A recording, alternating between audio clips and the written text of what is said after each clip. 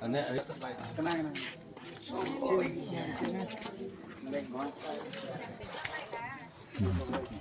ชื่อไอ้นักจิ้มของมั้ยเจ้า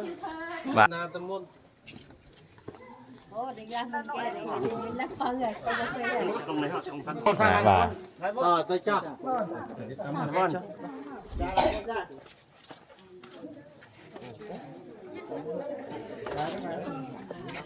ที่anh nè ởที่họ tha anh ấy cái chợ như vậy anh ấy chợ anh ấy bật บ่าไปทอดนั่นก็จะเรียก chợ anh ấy อันนี้ถอดใบล้างบูล้างนั่นแหละโอเค